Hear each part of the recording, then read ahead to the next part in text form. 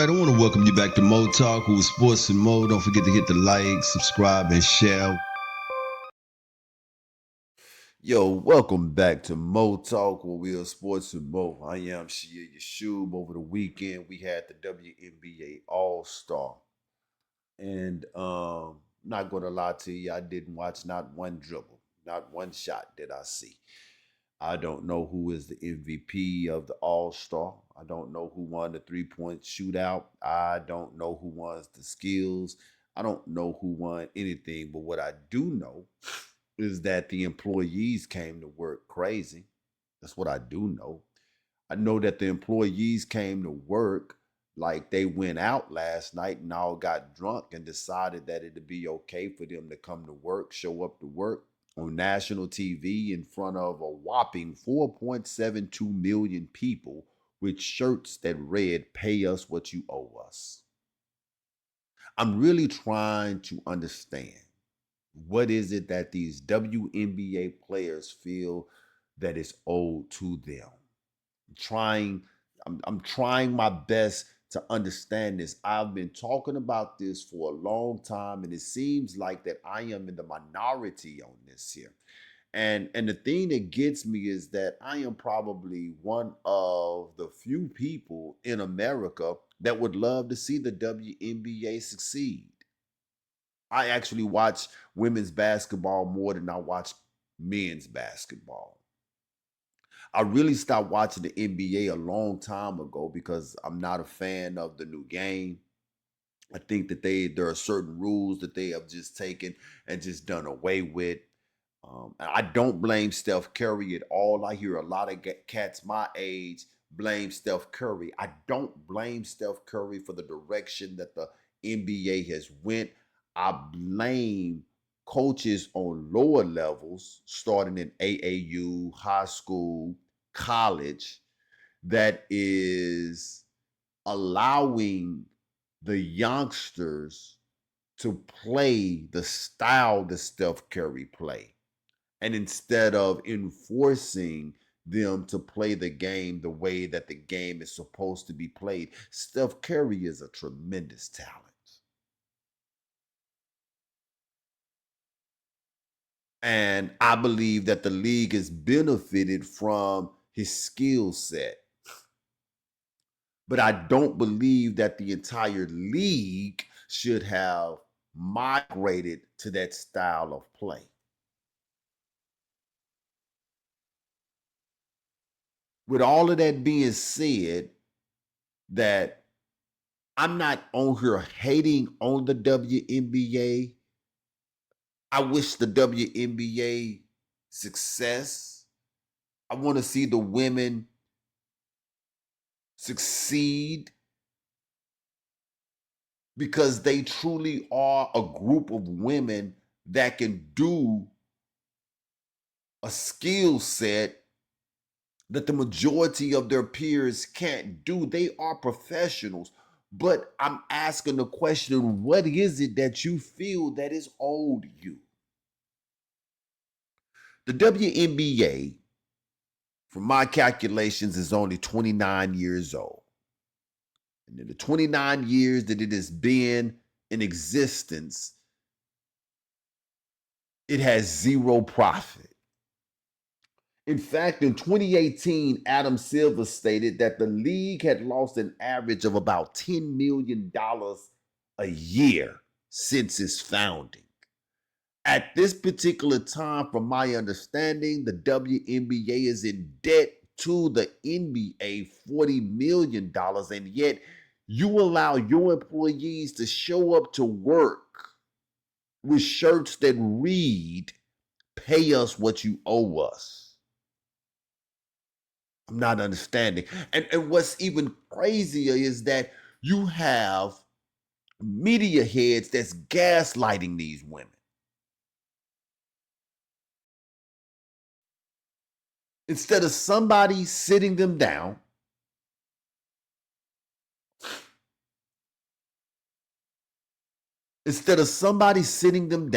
and explaining to them how money works, how supply and demand works, to get them to understand that this is what the market is demanding. Therefore, this is all that we can pay you at this particular time.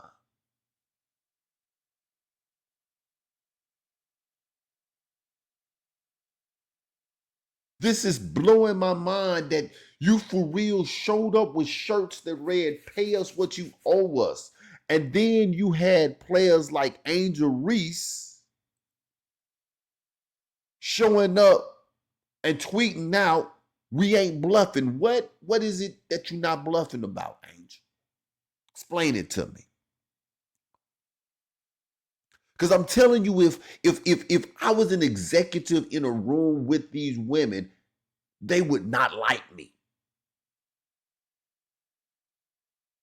Because I'm not going to placate their emotions. I'm not going to gaslight them into making them believe that they are owed something that they can't pay. Your league is in debt $40 million. Every event that we put on for you girls, we are spending more than what we are making. This WNBA All-Star weekend is costing us more than what we are going to bring in. What exactly are you not bluffing about, Angel? Tell me. Are you threatening us? What leverage do you have? Are you saying that you're going to sit out? I can promise you, Angel, that you will miss playing basketball before anybody miss the fact that you guys are not playing. NBA did you a favor when they set your schedule in this time of the year. This is probably the saddest time of the year for me. NBA is over with. NFL hasn't started yet.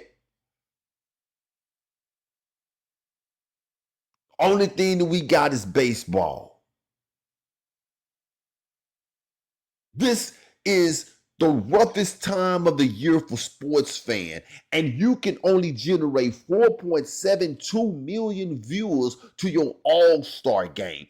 That's less people than in the city of Houston. Come on now. And you're not bluffing? By this point, Angel Reese, which leads me to one of the next things that you said, NBA players demanding to be paid what they're worth, and now they owe the NBA $400 million, right? This is the one. Nah, where is it at? Angel Reese had a statement. She said that by this point, is this it? Yeah, here it is. At this point, we should be making NBA money. What does she mean? At this point? At what point? At what point, Angel? Angel, I like you. I really, really do. You're one of my, not just one of my favorite players, you're one of my favorite people. I follow you, I watch you. There are things that you do that make me say, man, what were you thinking when you did that? Right? But you're young, I get it. You're energetic, you're a dog. Your game has stepped up. You're now averaging double doubles. You are being everything that you was drafted to be now. But what do you mean at this point you should be making NBA money? The NBA as we know it did not come about until 1949. It was not until 1979, 1980 that they had their first player to make $1 million a year, and his name was Moses Malone, a household name.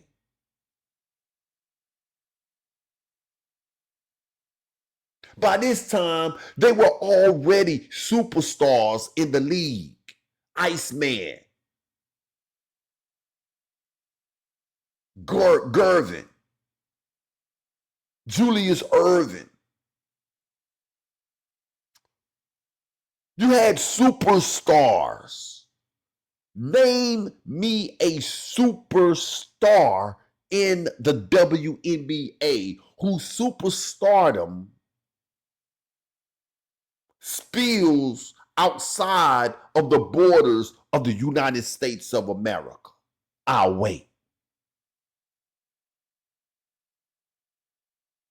People pay thousands of dollars and they travel to see players like Kevin Durant. This is star power.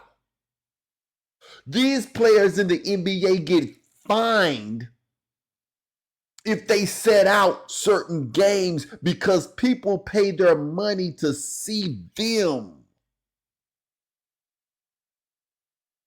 I'm trying to understand, what do you mean pay us what you owe us? At this point, Angel Reese, I'm going to be honest with you, brutally honest with you. At this point, you should be grateful that you have a platform to play on. The stage that is set for you is being spent, is being paid more money than they are making. You cannot demand money where there is no money being made. Why is no one telling these women this? Instead, you have people like Dick Vitale gaslighting them, making them feel that they are worth more than what they are making. Nobody want to see the WNBA succeed more than me. I really do. And I believe that the WNBA is going to be a profitable business at some point, but it's not now.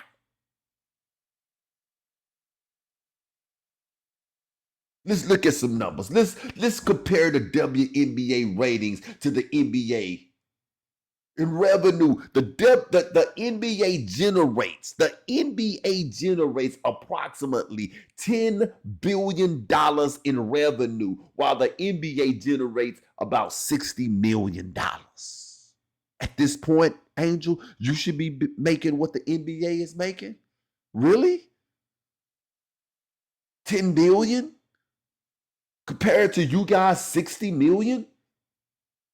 The average salary for the NBA player is around $9 million compared to $147,745,000 for WNBA players. But you're only generating $60 million and you are in debt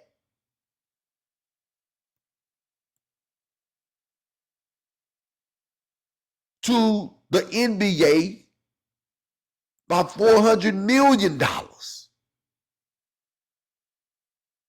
Make it make sense. The NBA has a larger audience with higher ratings and attendance compared to the WNBA. This is economics 101.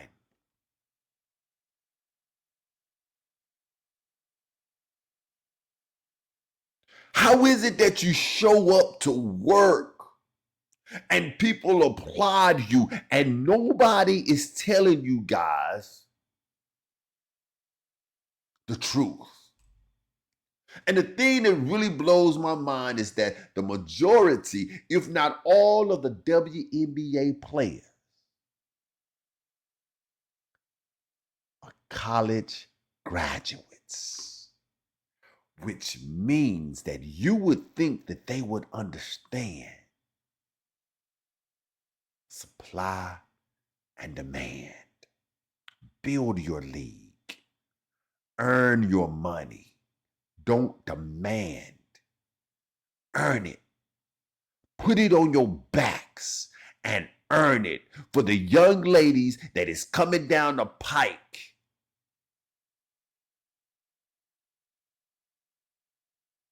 So that they can look back and be like, look, this is what the Trailblazers did for us today. You are in debt. You're not making what the NBA is making. Therefore, you can't make what the NBA players are making. Y'all cut that out, man. This is Shia Yashub. This is Mo Talk. Y'all get at me.